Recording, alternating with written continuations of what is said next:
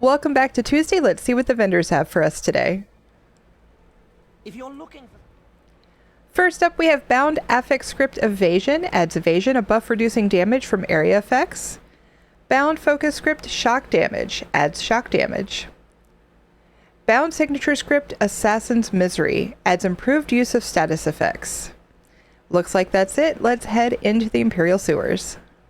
Okay, we've made our way into the sewers. Let's see what the Telvar Merchant has. This is all the cool. First up, we have Cold Harbor treasure maps. These are going to be really cheap from vendors. But if you're curious, Cold Harbor brings us Meridia's Blessed Armor, Prisoner's Rags, and Stygian, as well as a chance for one of 4 books. These are book furnishings that you can get if that character knows the eidetic memory of each of those books. If you're not sure how that works, I do have a link below. Okay, our scripts, we have Bound Affix Script Berserk. Adds Berserk, a buff increasing damage done. Bound Affix Script Protection. Adds Protection, a buff reducing damage taken. Bound Focus Script Taunt. Adds a taunt. And Bound Signature Script Anchorite's Cruelty. Adds a Consume Soul Gem to deal Oblivion damage effect. Next up, we have Fragment of the Sunspire. This is one of 6 pieces for Puncture Lava Burst skill style.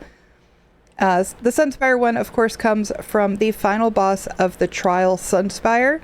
It is a guaranteed drop, but if you need it, it's here for 50,000 Telvar. Pretty steep, but it is from a trial. You can get it from normal, though, so keep that in mind. All right, our first set of jewelry is Indomitable Fury necklace and ring. Our first lead, I'm super excited about. This is Nightwing Besigue. This is part of the newer mythic Rakat's Void Mantle, and this is the one that drops from the first boss in Maw of Lurkaj. So 25,000 Telvar if you need that one. Next lead is Santakian Construct Plating. This is part of Work and Steam Guards, and this one drops out of a delve in Alakir Desert called Sancti. And then finally we have our second set of jewelry, which is Reactive Necklace and Ring. Let's head over to Infinite Archive. All right, let's see what Filer Ul has. Ah, a mortal.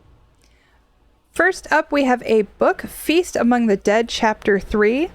This one drops out of Infinite Archive, but the eidetic memory comes from Necrom's Outlaw Refuge. And again, you need to know the eidetic memory in order to find this book. There's still RNG involved when you find it in the wild, or you can buy it here. You still need the eidetic memory. If you're on PC, NA, or EU, you are welcome to use my house. It's in house tours. All the information is below. All right, next up, Blackwood treasure maps. Again, these are still relatively cheap from traders, but Blackwood brings us Bog Raider, Deadlands Assassin, and Frostbite, as well as chances for the ancestral Akaviri motifs. Our first pattern is Blueprint Halalu Desk Scholar. On PCNA right now, we have 4 listings from 75 to 94K at 2,000 archival fortunes. This is a pretty good deal. Our scripts, we have Bound Affix Script Force. Adds Force, a buff increasing critical damage. Bound Affix Script Heroism. Adds Heroism, a buff increasing ultimate generation. Bound Focus Script Mitigation. Adds damage reduction. And Bound Signature Script Cavalier's Charge. Adds an increase to damage as ability persists effect. This week's style page is a shoulder. It's Marsalok's shoulder. Of course, this is from Lair of Marsalok. This shoulder is available for keys whenever the mask style page is dropping in the dungeon. It's a short window, but shoulders are a lot easier to get. Now, quick tip. I would not spend 50 keys to get the shoulder when it's in the vendor. If you spend 1 key at a time, you get shoulders, but then you also have a chance to get the shoulder style page. I never spend 50 keys before I get my first shoulder. So it probably happens, but usually I get a couple within 50 keys. So I would do it that way. Or of course it's here for 15,000 Telvar. I'd save those for the masks though. Okay, next up we have Companion Equipment Medium Armor. I don't recommend these. They are bound when you buy them from Filer Ul, and you're at the mercy of RNG as to which trait you get. Our next pattern, we have Design Wood Elf Fish Dish. This, of course, is a base game pattern. Runs 17 to 22K on PCNA and is here for 2,000 archival fortunes. This one I'm much more excited about. Diagram Dwarven Table Grand Polished. On PCNA, we have 8 listings from 195K to 2 million. I looked it up. PCEU is a lot more reasonable over there. But if you're on PCNA especially, this is a really good buy for 2,000 archival fortunes.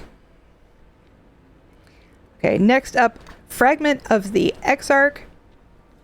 This is part of Silverbolt's Vibrant Yellow skill style and drops from Blackreach Greymore Caverns, the world boss called Feeding Grounds.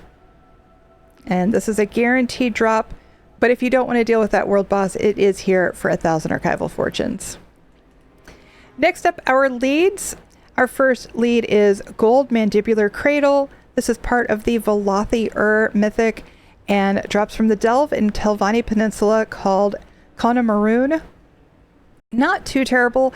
I think the hardest part is just navigating around that delve, but it's here for 5,000 archival fortunes if you need it. This one is Tool Grooved Wooden Tray, which is part of the Shipbuilder's Crafting Station. It's one of only 3 leads. This one is from Wayrest 2, so that one is a dungeon. If you'd prefer to avoid dungeons, it's here for 5,000 archival fortunes. But remember, you can get this lead on normal. It's just not guaranteed the way the fragments are. You are at the mercy of RNG, so you might have to run it several times. All right, next we have another Sigil Glow Globe piece. I feel like we get these all the time. Sigil Glow Globes, updated instructionals. This is part of the Sigil Glow Globe emote. The pieces drop out of the Sunhold Public Dungeon in Somerset. They also run 500 to 700 gold on PCNA. I would probably just buy it from traders, but this is what the emote looks like.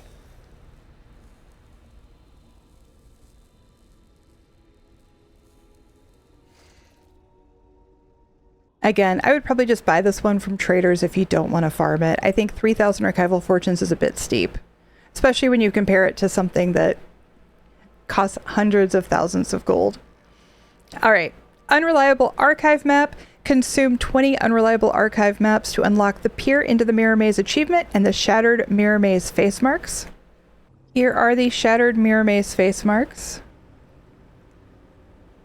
Now these are a guaranteed drop. If you do enough of the daily as an Infinite Archive, you can also get them randomly as you work on the archive. I personally wouldn't buy these at 3,000 archival fortunes apiece, not when you need 20 of them. So I say this one's a skip. And then finally, we have our second book, Working in the Infinite Panopticon. 1,000 archival fortunes. This one can be found in Infinite Archive, and the eidetic memory is in Apocrypha. Now, there's no way to buy these on traders. They are bound. So as soon as you pick it up, it is bound to you, whether you get it this way or you find it in Infinite Archive. And again, whatever character runs Infinite Archive would need to have the eidetic memory learned for this book. And if you want to buy it, same thing. All right. We're going to run a couple arcs of Infinite Archive and see what new gear is dropping this week.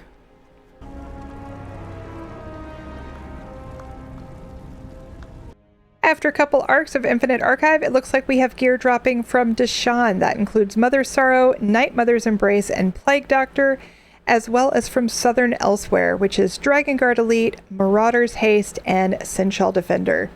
That's going to do it for this week. We'll see you in the next one.